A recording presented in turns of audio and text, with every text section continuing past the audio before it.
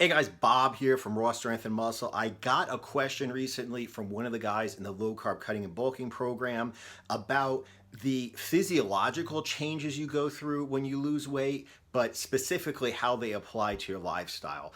And I'm going to answer this, and I'm going to put this video inside the course in like the Q&A section, but I also wanted to put it in Instagram and YouTube because I thought you guys might learn something as well. Okay, so here's the question.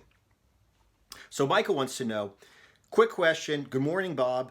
I have a quick question for you since I'm really venturing into new territory with getting lower both in weight and body fat.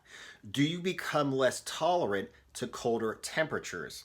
Since I live in Florida, I don't normally have to deal with cold weather or temperatures. However, there are those few days that the weather likes to let you know it's still in charge and freeze you. Most years I've been scarily tolerant to the cold weather. However, this year, I'm finding myself not as tolerant to the cold nips and temperature. Also, I am 1 or 2 pant sizes lower than I was last year. Thanks, brother, for the videos and tips. God bless Michael. All right, man, check it out. Yes, you are going to be colder. Okay, that's the straight answer. You are going to be colder when you lose weight.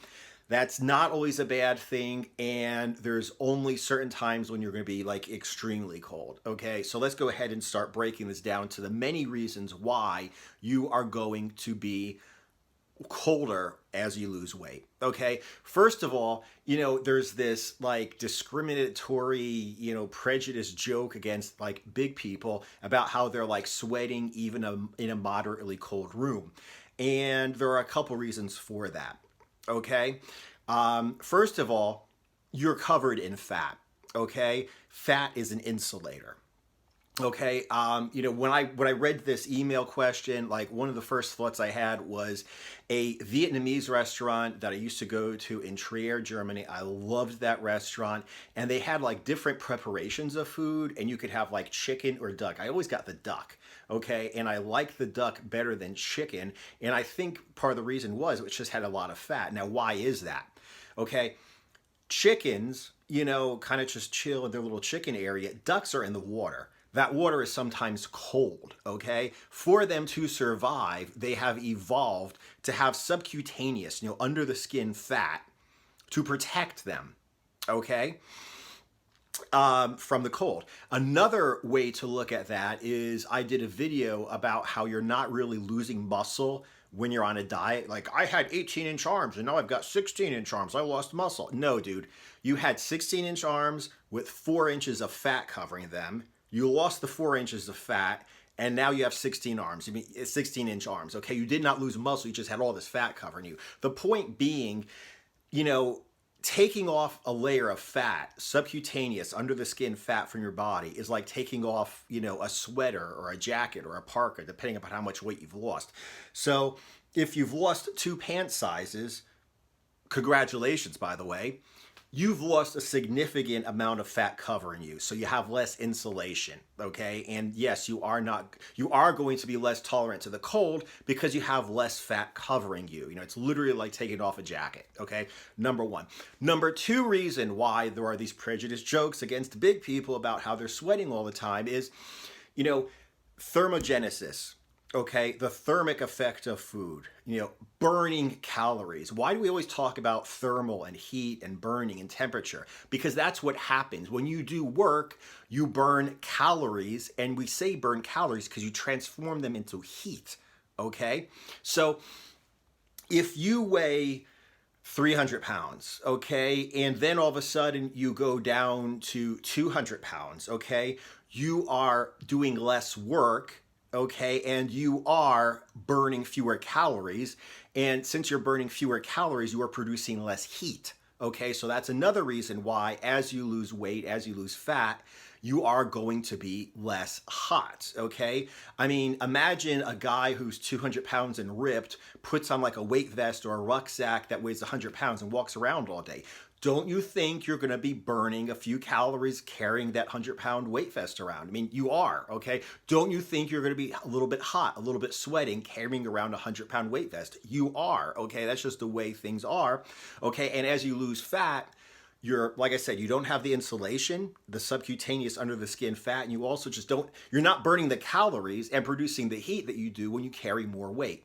So the leaner that you get, the less you're going to weigh. Now, you live in Florida. Hua, me too.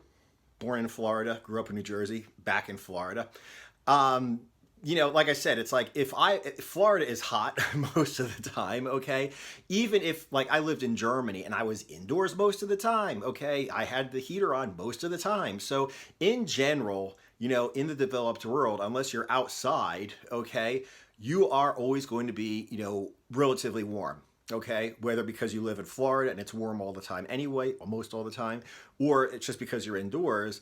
So that's actually an advantage, that you're not going to be as heavy as you used to be. You're not going to be covered in fat. You're not going to be burning calories because of carrying around so much excess weight.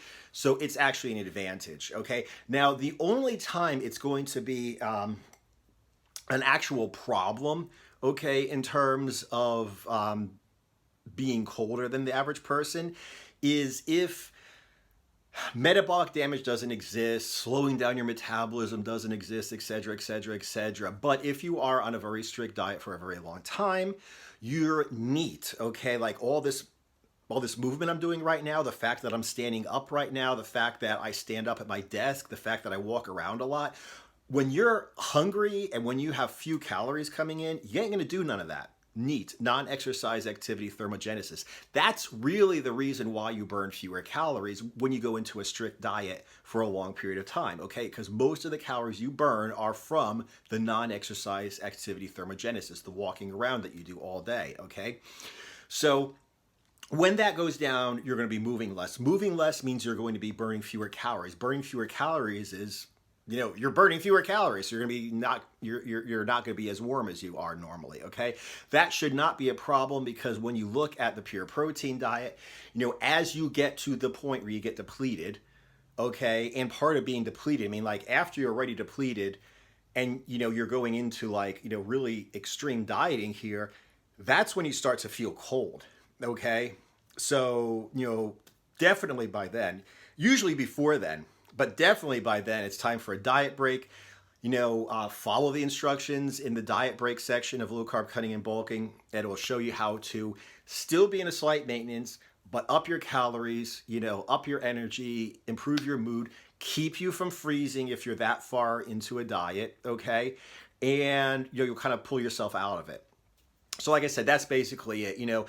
The good things about being less tolerant to the cold or being less hot are, like I said, less subcutaneous fat, okay, less fat to carry around, less weight to carry around, so you're burning fewer calories. So you're not going to be that guy who's, everybody else is feeling good and you're sweating in the room, okay? You're not going to be that guy, which is good. And like I said, the only problem that you could have from, producing less heat is when you go really deep into a diet. And like I said, when you start to get cold, because you're just laying around all day, you're barely moving, you're barely burning any calories, it's really time for a diet break. So like I said, that shouldn't really come up very often. Anyway, excellent question. Thanks a lot. I'm going to go ahead and put it in the Q&A section of Low Carb Cutting and Bulking. Appreciate the question. Keep them coming. And, aside from that, thank you once again for purchasing Low Carb Cutting and Bulking. And if anybody has any questions, just let me know and I will go ahead and get them answered and back to you. All right, guys, thanks for watching, okay? Like I said, Low Carb Cutting and Bulking used to be a series of ebooks, and it is still, the original ebooks are still included in the course, but this is online, okay? So that means instead of just getting emailed a bunch of books, now when you join Low Carb Cutting and Bulking, you actually have like a members area. All the lessons I'm turning over from text into video with text below it. Guy asks a question like this. If it's a question, that I think warrants it, I'll put it into the, the Q&A section. So I'm constantly updating Low Carb Cutting and Bulking. Constantly adding to Low Carb Cutting and Bulking. I'm constantly, answering questions and things like this. So, if you go ahead and you get in now, you buy Low Carb Cutting and Bulking once, you get access to everything plus all the future updates, okay? I'm going to raise the price because I'm really putting a lot of work into making this a multimedia big course instead of, like I said, just a bunch of PDFs. So when I'm done, the price is going to go up. But like I said, if you get in now, you're still going to have access even after I raise the price.